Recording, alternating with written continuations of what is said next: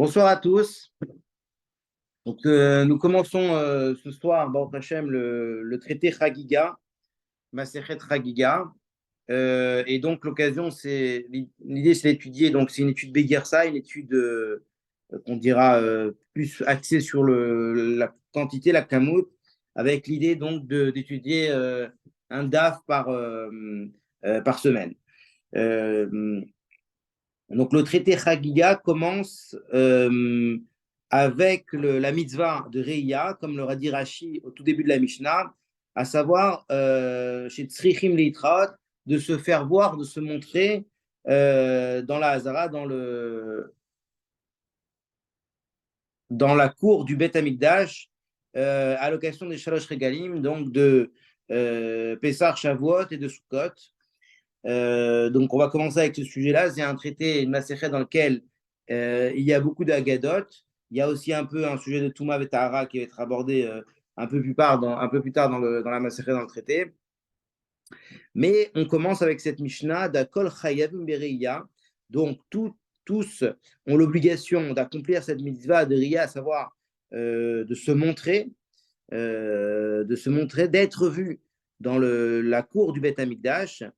On sait que à l'occasion des trois fêtes des Shalosh Regalim, il y a trois mitzvot, en fait, qui incombent à chaque juif. Cette mitzvah-là, précisément, de Riyad, d'être vu, de se montrer dans l'enceinte du Beth Amikdash, de monter à Jérusalem sur le Rabbaït, le mont du Temple, à l'époque du Beth Amikdash. Il y a une mitzvah donc de Chagiga, spécifique à la fête. Et il y a également la mitzvah de Simcha, de Samarta Bechagera, qui est donc à l'occasion des Shalosh Regalim. Donc, trois mitzvahs de Reya, de Chagiga et de Simcha, et les trois devront être accompagnés d'un korban, d'un sacrifice, comme on va le voir tout de suite. Donc, c'est l'objet de cette première Mishnah. Donc, la Mishnah commence en disant Akol. Le mot Akol, tous, Chayavim Bereya, ont l'obligation d'accomplir cette mitzvah de Reya, donc, Bemizvat Riyat Kol Zechuricha. Chaque homme, on voit, a l'obligation de se montrer, de monter sur le hasard dans la cour du Beth Amikdash. Mais il y a quand même des exceptions.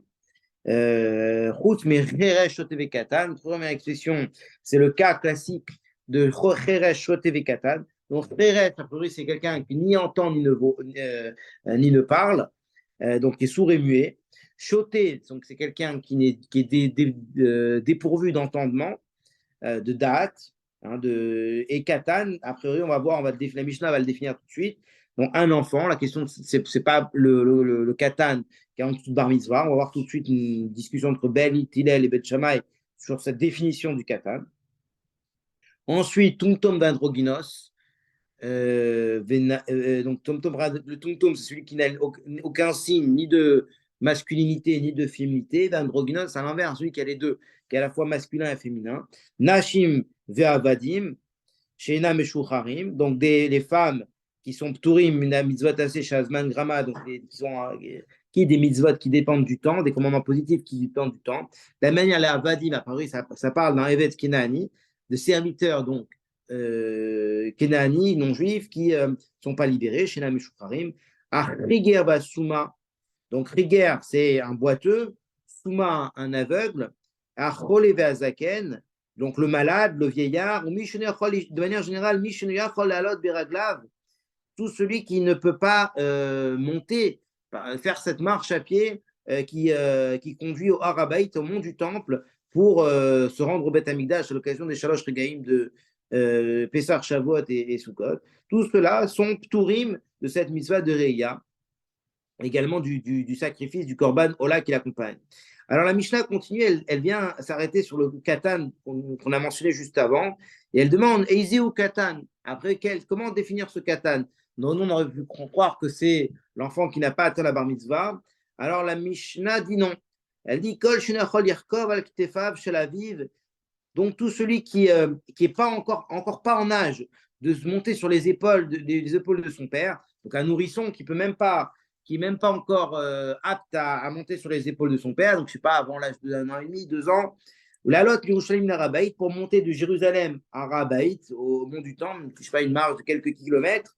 Divrei Bet Shammai, ça c'est Bet Shammai dit, en dessous de cet âge-là, donc son Mahmirim, après, donc on dira 1 an et demi à peu près, 18 mois. Donc à partir de 18 mois, il est chayav. En dessous de 18 mois, étant donné qu'il ne peut même pas se mettre sur les épaules de son père, alors là, il est considéré comme patour. Bet Hillel Omrim, Bet Hillel, ils disent non. Ils sont plus Mekilim. Ils disent c'est tout celui qui ne peut pas tenir. Donc il peut marcher, mais il ne peut pas encore tenir bien la main de son père pour monter de Yerushalayim au Arabaït. Donc c'est un âge qui est plus tardif, disons 3-4 ans.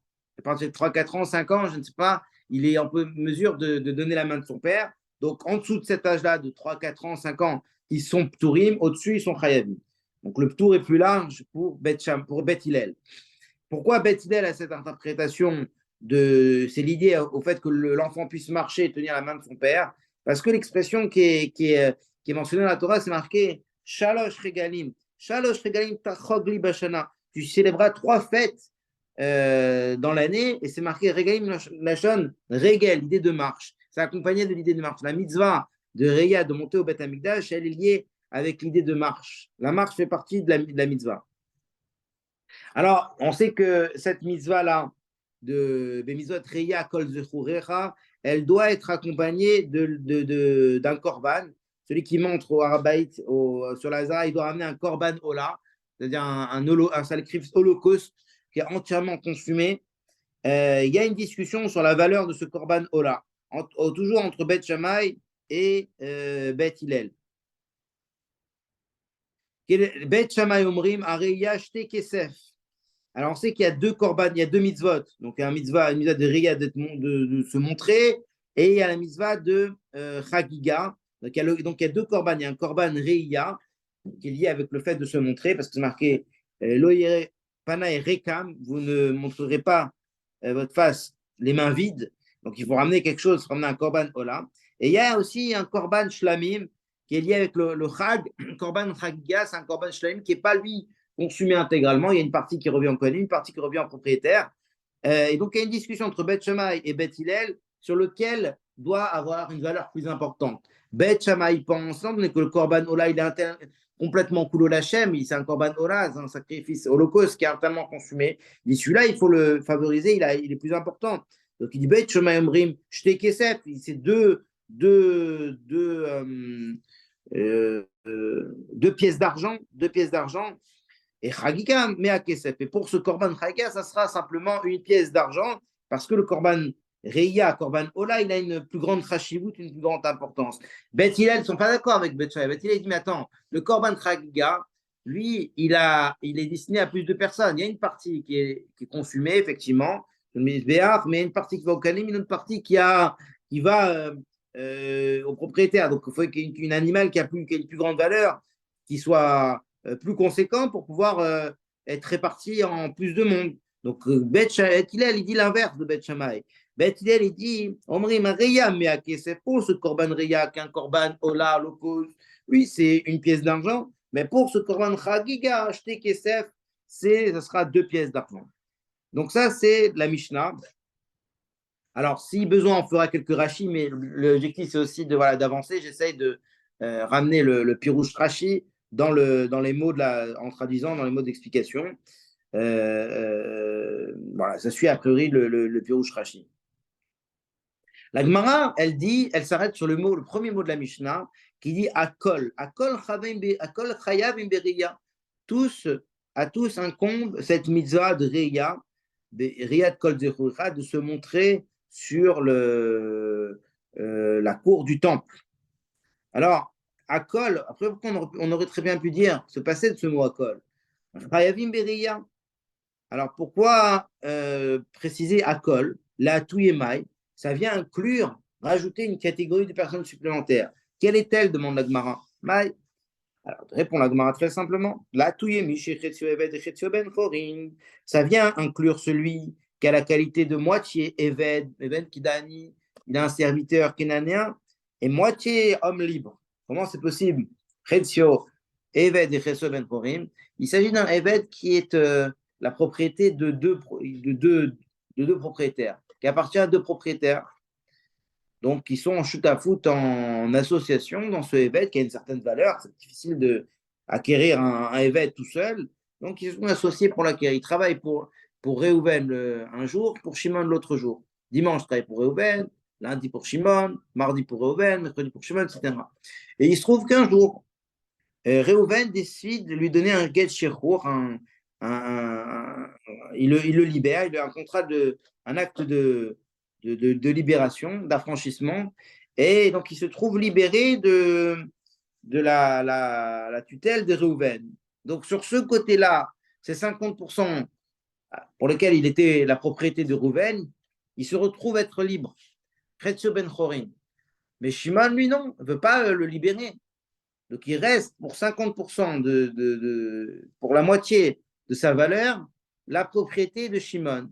Donc sur ce 50%-là, il est Chetzo Eved. Donc on appelle ça Chetzo Eved, Chetzo Ben Chorin. La question qui se pose, c'est que, tant donné qu'il a un tzad, Khérout, il a un aspect d'homme libre à 50% en lui, il devrait, sur cette moitié-là, être Chayavim, Chayav Bemizatase. Et il est comme un juif sur cette moitié-là. Parce qu'on sait qu'un Evet Kenaani qui a été libéré, il est un juif à part entière. Alors, sur ça, il y a un doute, parce qu'il y a quand même un tzad doute. Alors, vient ce mot akol pour dire non. Ce Chetzo Evet, Chetzo Ben, il est oui Chayav de cette mitzvah de Riyad de monter au temple à l'occasion des 3 fêtes. Alors, la Gemara dit, mais attends, Ravina n'est pas d'accord avec ça. Le Ravina, Damar, Mishi Chetzo Evet, Chetzo Ben Chorin Patour, Minareya, Akol Tumeyemai. Ravina, il pense, celui qui est moitié Eved, moitié Ben Chon, moitié homme libre, il n'est pas tour Minareya, lui va dans le sens inverse. Il dit, attends, il met l'accent sur le tzad, Avdout de cet homme-là. Donc, comme il a un aspect d'esclave encore à 50%, il n'est pas tour. On sait que le Evet Kenani, Chayav, Mitzvot Azeh, chez Ein Azman Grama, Kenashim. Ils sont sur eux un comble les mitzvot, commandements positifs, qui ne dépendent pas du temps. Mais si ça dépend du temps, ils ne sont pas tours. Alors, mais d'après l'avis de Ravina, Akol et Atumiemai, ce mot Akol, il vient inclure, il vient rajouter quoi? Alors, répond la Gemara, il a tué Chiger, Beyom Rishon, Vitpachet, Beyom Sheni. Ça vient inclure quelqu'un qui serait malade, qui serait boiteux. Donc, le Beyom Rishon, c'est-à-dire le premier jour de fête, pendant Sukkot, par exemple, le premier jour de Sukkot, il y a la mitzvah de Reyat Kol Zechurecha, mais il se trouve qu'il a guéri le deuxième jour de Sukkot et les jours qui suivent. Donc, cette mitzvah, elle pèse sur tous les jours du Chag. Donc, le premier jour, il a été patour parce qu'il était rigueur, il était handicapé, il était boiteux, mais les autres jours, il était oui, valide. Alors, sur ça, ça vient inclure ce cas-là précisément, un cas très spécifique. Alors, Gmara dit, attends, je comprends bien. Il y a d'après l'avis qui pense que Tkulan, Tashlumin, Zelazé, que tous les jours se complètent ou se rattrapent l'un l'autre. C'est-à-dire que la mitzvah, elle ne pèse pas uniquement, pour Sukkot, par exemple, la mitzvah d'aller au Beth Amikdash, elle ne pèse pas uniquement sur le premier jour. Il faut aller au moins un jour dans toute la semaine. Donc, s'il n'a pas été le premier jour, il va le deuxième jour. Il va aller le deuxième jour, il va le troisième jour. Mais au moins d'y aller. Donc, Kulan, Tashlumim, Zelazé. Si on n'a pas pu aller, on va, le simple fait d'aller un des jours, ça suffit pour rendre pas tout le reste de la semaine. Et là, les Mandéamar, Kulan, Tashlum, Derishon. Mais il y a un autre avis qui pense que la mitzvah, elle pèse, elle incombe sur le premier jour de fête uniquement. Le premier jour de Sukkot, par exemple. Premier jour de Pessah, par exemple. Les autres jours, si on n'a pas pu aller le premier jour, c'est Tashlumim. Ça veut dire, ça rattrape, ça permet de récupérer, de récupérer la mitzvah qu'on n'a pas pu accomplir le premier jour. Mais celui-ci qui était rigueur, Beyom Rishon, il était handicapé le premier jour.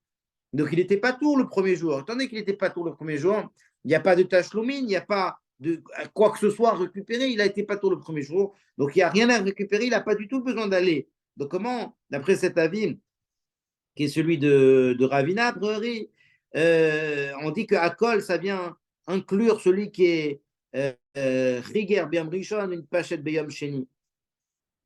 Alors, la question revient. Akol la Tuyemai. Alors, la Gemara répond la Tuye Suma Be'achat Mena.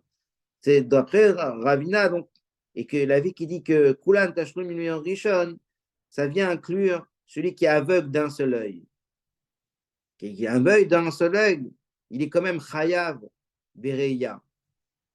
Alors on sait que celui qui est aveugle des deux yeux, il n'est pas tour, mais celui qui voit d'un œil, qui ne voit pas d'un autre. Alors sur là, on dit akol pour venir l'inclure dans ce chiyuv de reya. Mais dès keitana, et a priori, cet avis-là ne marcherait pas, fonctionnerait pas comme ce Tana de la Braïta. Et un peu plus loin dans notre Masechet, qui dit Yochanan ben Davai Omer Mishum Rabbi Uda, que Yochanan ben Davai dit au nom de Rabbi Uda, Suma Bechal Menav Patur Minareya.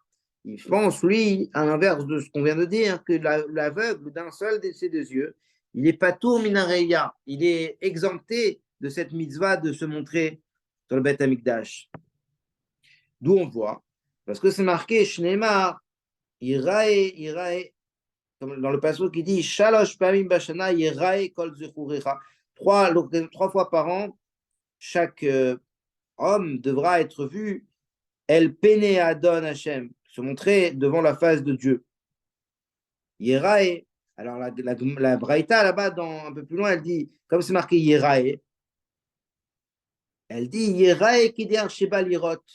Car Baliraot, Yerae, ce terme-là, il vient nous enseigner qu'il doit venir se montrer, être vu, de la manière qu'il vient voir, car Balirot, il vient également se faire voir.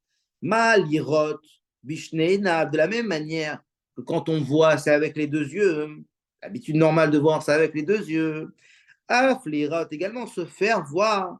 Beshte Enav, ça veut dire quoi? C'est avec les deux yeux, ça veut dire pour être, pour qui incombe la misva de l'Eraot, d'être vu, de se montrer, il doit être dans une situation où il est valide de ses deux yeux. Donc, Bal Eraot, Mal Eraot Bishnenav, Av l'Eraot Bishnenav. Veibait, mais si tu veux répondre également pour Ravina, une autre réponse, on avait pensé, on revient à la réponse initiale, qui est Amrebikara. On avait dit Akol et Atuyemai. Ce Akol vient rajouter quoi sur la liste qu'on a, il vient inclure qui, sur lequel on pourrait avoir un doute, qui est sur qui pèse cette misva de Reya, de se montrer, d'être vu au Beth Amikdash, sur lequel on pourrait avoir un doute. On avait répondu initialement que ça vient inclure celui qui est à moitié Eved, servant, esclave, et celui qui est à moitié et moitié libre. Alors, on avait repoussé cette réponse parce que d'après Ravina, il disait que non, celui qui est sur Eved, il n'est pas tour. Mais là, la Gemara revient, non, tu peux même dire on revient, on récupère, on regrette et on reprend cette réponse initiale que Akol, ce mot Akol, il vient inclure Meshechet Sueved, Meshechet Ben Chorim. Ah, Vedekam Kashi Alecha Adi Ravina, mais on avait formulé une réfutation qui était celle de Ravina. Alors, comment on répond avec la question qu'on avait, la réfutation de Ravina? Et pour la Gemara, Lokashia. Ce n'est pas une difficulté. Pourquoi? Kan Bemishna Rishna, ce qu'il a dit Ravina, c'était Bemishna Rishna, ça veut dire avant que Beth Hillel regrette et reconnaisse la vie de Beth Shammai.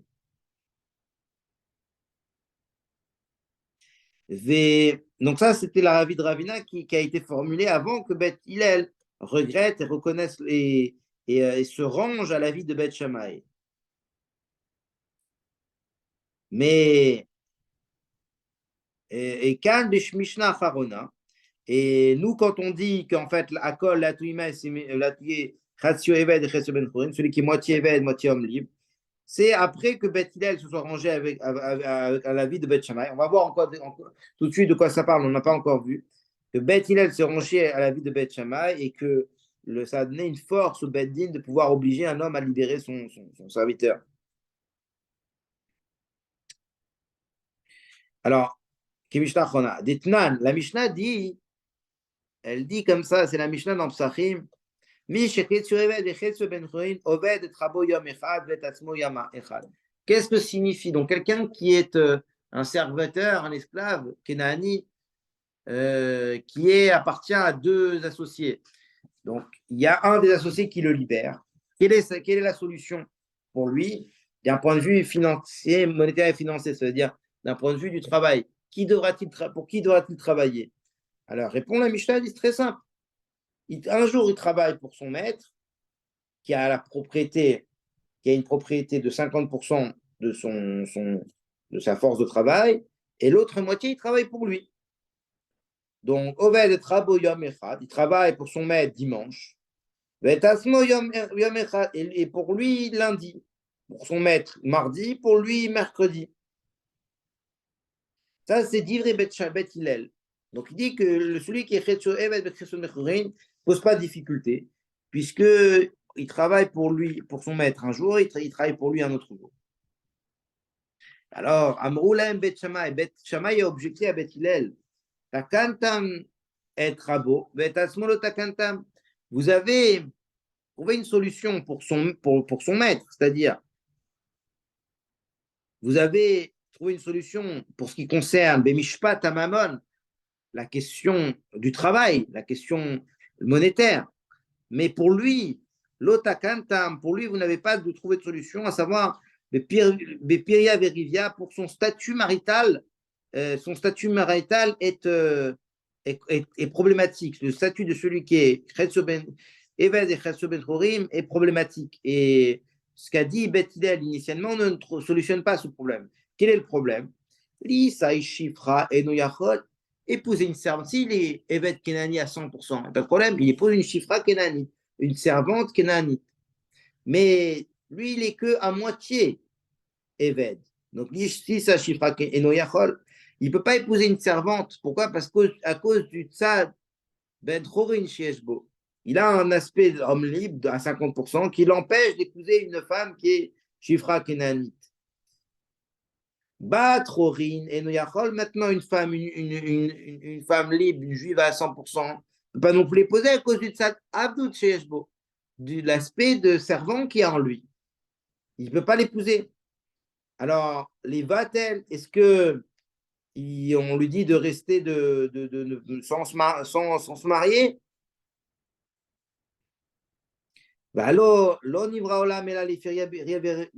Le monde n'a été créé que pour les Piria Verivia, pour procréer et se multiplier.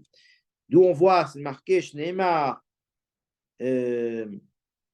l'Otou verra, le monde, Hachem n'a pas créé le monde pour le Tou, pour le désordre. La Shevet Yesam, il a créé pour le peupler. Le Tou ne sert pas pour qu'il soit vide, mais pour qu'il soit peuplé. Donc il y a une mitzvah de Piria Verivia. Et là, mais Tikkuna Olam, donc Bet Shammai trouve une solution. À cause de Tikkuna Olam, c'est ce problème-là de Piria Verivia.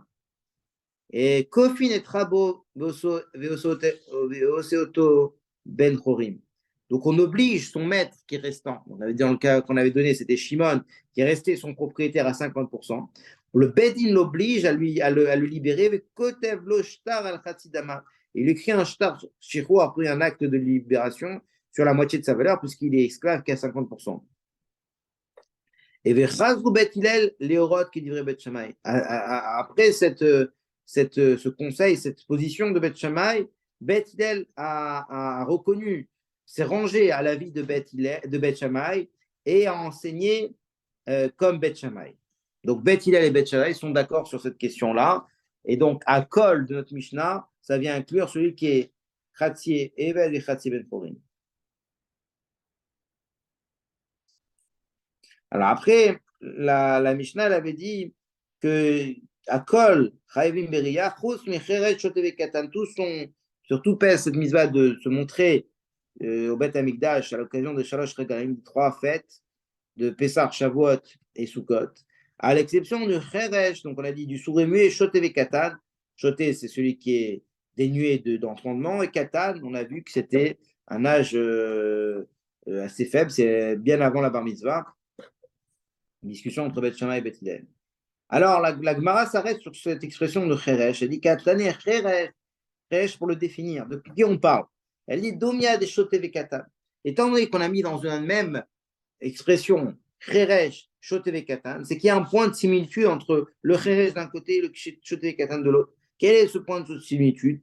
Cheresh Doumia de Shotevikatan. Ma Shotevikatan de l'Avdevna. Le point commun qu'il y a entre ces trois-là, c'est qu'ils sont l'Avdedea, dénués d'entendement, de jugement. Alors, dans la manière que Shotevikatan, ça ne fait pas de doute qu'ils sont dénués de jugement, Choté parce que il a dénué du jugement et Katan, il est trop petit encore. Alors, à Freresh, quand on dit Freresh, c'est aussi la raison pour laquelle il est pas tour, c'est parce que là, Dea, il est dénué de jugement, d'entendement. Le Kamash Malan, et ça vient nous enseigner que des Tnan, et que Freresh, il dit Chaim, Bechol Makom, Shome Aveno Medaber, que ce Freresh, c'est un Freresh particulier, c'est celui, nous dit nos maîtres, c'est celui qui ni n'entend ni ne parle, le sourd et muet. Ah, Medaber, Veno Shema, mais s'il parle, mais n'entend pas, Shomea, il entend Veno Medaber, mais ne parle pas, alors Chayav, il est Chayav. Et Tanina Lea de Tanu Rabbanan. Donc notre Mishnah vient confirmer, pour ainsi dire, les paroles d'une Braïta qui est ramenée tout de suite dans Gittin. Là-bas, la Braïta dit Amedaber Veno Shomea, celui qui parle mais qui n'entend pas. Zeu Cheresh, c'est le cas, c'est celui qu'on appelle Cheresh. Donc on voit que nous, dans le Mishnah, on l'a appelé Cheresh, mais c'est un cas très spécifique de Cheresh qui est Lav Bardea, qui n'a pas de jugement. Mais le Cheresh habituel, c'est celui qui parle mais n'entend pas. Alors chez nous, on a dit que c'est celui qui ni parle, c'est le sourd muet chez nous. Donc, Amedaber Veno Shomea, celui qui parle mais n'entend pas. Zeu Cheresh. Shomea, qui entend Veno Medaber mais qui ne parle pas. Zeu Ilem, on l'appelle Ilem. Et dit la Braïta, Zevazé Areem Pikrim Nechol Divriem. Ces deux cas-là de Cheresh et Shoté, donc qui entendent, qui sont soit sourds, soit que muets, ils sont considérés comme Pikrim, c'est-à-dire ayant toutes leurs facultés intellectuelles.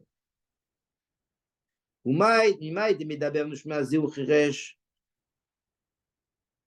donc ça, le fait qu'on dit que des Medaber, celui qui sait parler mais qui n'entend pas, on l'appelle Cheresh, Shomé Avenu Medaber Zou Ilem, et celui qui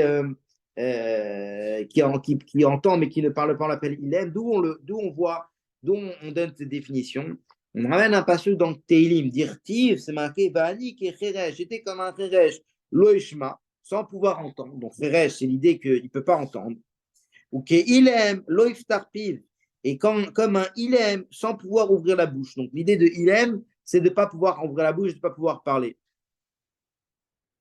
Veibaitema, et si tu veux dire, pourquoi on sait que Cheresh, c'est celui qui est sourd mais qui n'est pas muet, et celui qui est Ilem, c'est celui qui est muet mais qui n'est pas sourd. Alors qu'il dit Amre Inche, comme le disent nos maîtres, qu'en fait, Ilem, c'est un autre icône, on dirait en français. C'est l'idée que Ilem, c'est Ishtakil Miloula en araméen, dit Rachim, Nital Diburo. Ishtakil Miloula, c'est-à-dire on lui a pris sa parole. Donc, il aime celui qui ne parle pas. Donc, automatiquement, le Khilesh, c'est celui qui n'entend pas. Alors, mais la Gemara s'arrête sur cette idée de Medaber Noshmea qui parle, mais sans entendre. Shomea Aveno Medaber, et qui entend sans pouvoir parler. On a dit qu'il est Chayav. Cela, il est Chayav parce qu'il est qui est Pikrin Echol Divrem. Il est comme quelqu'un doué d'entendement. Il a toutes ses facultés intellectuelles.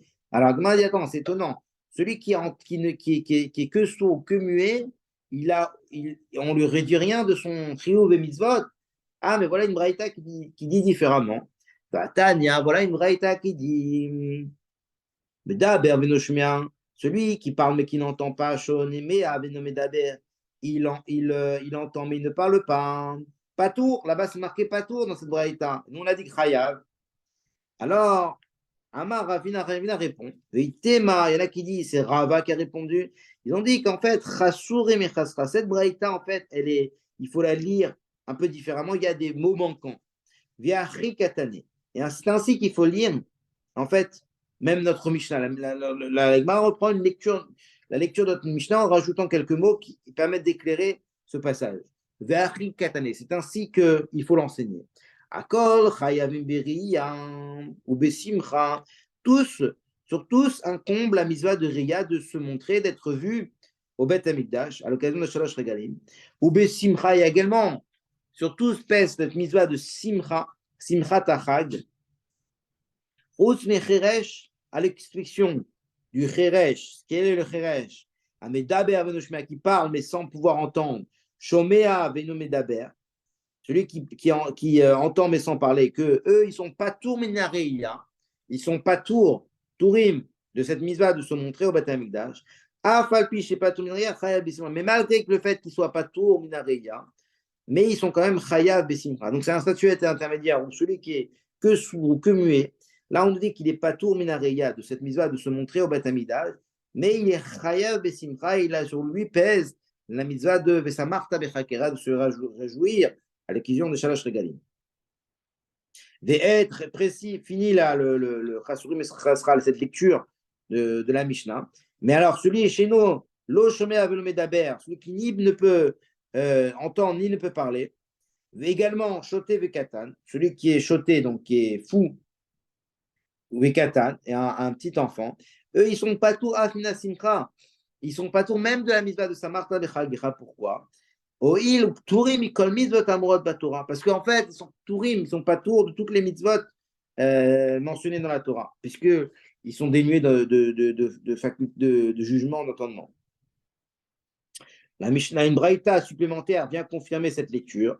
Tanya Namiach, il y a une braïta qui dit la même chose. Akol, Chaim Beria Vesimcha, tous, sur tous pèse la mitzvah de Ria, de se montrer. Ou besimcha la mitzvah de simchat chag, chutz mecheresh amedaber venoshmea shmea medaber. À l'exception du cheresh qui parle mais sans entendre, shomea medaber qui entend sans parler, que eux ils sont pturim minaria ve'afalpi shepetom minaria chayav besimcha. Même s'ils sont pturim minaria, quand même ils ont la mitzvah de samarta bechagecha. Ve'et sheno meshomea venomedaber. Et celui qui ne peut ni parler ni entendre, le sourd et muet, mais également le choté katan, le fou et l'enfant, le nourrisson, Pturim af mina simcha, ils sont également Pturim mina simcha de cette mitzvah de Samarta Bechagecha. Pourquoi? Oil Pturim kol mitzvot amurat de Torah, parce qu'ils sont Pturim, ils ne sont pas tours de toutes les mitzvot qui sont mentionnées dans la Torah. Donc voilà, on a fini donc le premier DAF, et donc on continuera à Merci Hachem à ce rythme-là la semaine prochaine sur le DAF suivant. Voilà, à la semaine prochaine, Merci Hachem.